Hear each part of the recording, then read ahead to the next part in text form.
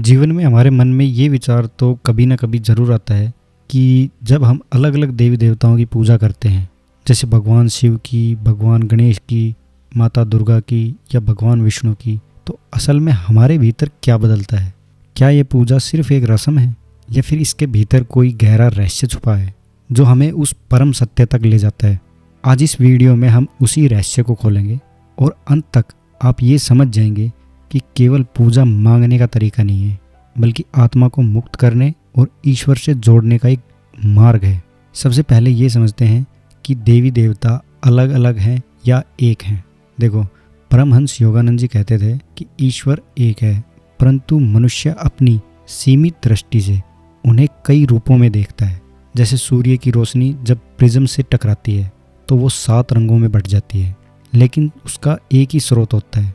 उसी तरह गणेश जी ज्ञान और सफलता के प्रतीक हैं, माँ दुर्गा शक्ति और सुरक्षा के प्रतीक हैं, भगवान शिव मुक्ति और परिवर्तन के प्रतीक हैं और भगवान विष्णु संतुलन और संरक्षण के प्रतीक हैं। लेकिन इन सभी की शक्ति का एक ही स्रोत है, वो है परम चेतना। उपनिषदों में कहा गया है, एकम सत्य विप्रा बहुधा वदंती। इसका अर्थ है सत्य एक है, परंतु ज्ञानी जन उसे अलग अलग नाम से और अलग अलग रूप में देखते हैं। भगवद गीता के अध्याय नंबर 4 श्लोक नंबर 11, जिसमें भगवान श्री कृष्ण कहते हैं, जो भी भक्त मुझे जिस भाव में पूजता है, मैं उसी भाव में उसकी पूजा को स्वीकार कर लेता हूँ। मतलब चाहे आप किसी भी देवता को पूजें, अगर आपकी भक्ति सच्ची है तो आप उसी एक सत्य तक पहुँचेंगे। भक्ति के लिए क्या चाहिए? भक्ति के लिए सिर्फ प्रेम, निष्ठा और समर्पण, क्योंकि भक्ति केवल मांगना नहीं है, बल्कि समर्पण करना ही पूजा का असली फल है। परमहंस योगानंद जी ने पूजा की 4 प्रभावी ऐसे सूत्र बताए हैं जिससे आपकी पूजा सफल हो सके। पहला है ध्यान और क्रिया योग। हमें पूजा करने से पहले अपने मन को शांत करना चाहिए। दूसरा है भावना और विश्वास। हम ईश्वर को सिर्फ एक शब्द मानते हैं, लेकिन जिस दिन आप उसे दिल से पुकारते हो वो साकार रूप में बदल जाता है। समर्पण और प्रेम। अपनी इच्छाओं को ईश्वर के चरणों में रख दो। और नंबर 4 है सत्य और सेवा।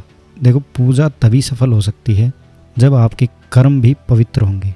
तो अब ये जान लेते हैं कि पूजा से जीवन में क्या परिवर्तन होते हैं। तो पूजा से आपके मन को शांति मिलती है, मन भय और चिंता से मुक्त हो जाता है, कर्मों की पवित्रता, ईमानदारी और सेवा का भाव आता है, आप में करुणा और सहानुभूति बढ़ती है, आपका जीवन संतुलित होता है। देखो, असली पूजा तब होती है जब हर काम को, चाहे वो खाना खाना हो या फिर घर का काम करना हो या फिर कोई भी काम करना हो, सब कुछ उस परमेश्वर को अर्पित कर देना, तभी आपकी सच्ची पूजा है। अब आप समझ गए होंगे कि पूजा केवल मांगने का नाम नहीं, बल्कि आत्मा को शुद्ध करने और परम सत्य से जोड़ने का एक मार्ग है। आप किसी भी देवी देवता की पूजा कीजिए, वास्तव में वो आपको उसी परम चेतना तक ही ले जाती हैं। और पूजा का असली फल होता है शांति, प्रेम और आत्मशक्ति। अगर ये वीडियो आपको पसंद आया तो प्लीज़ लाइक करें, शेयर करें और चैनल को ज़रूर सब्सक्राइब करें। मिलते हैं नेक्स्ट वीडियो में, तब तक के लिए धन्यवाद। जय हिंद।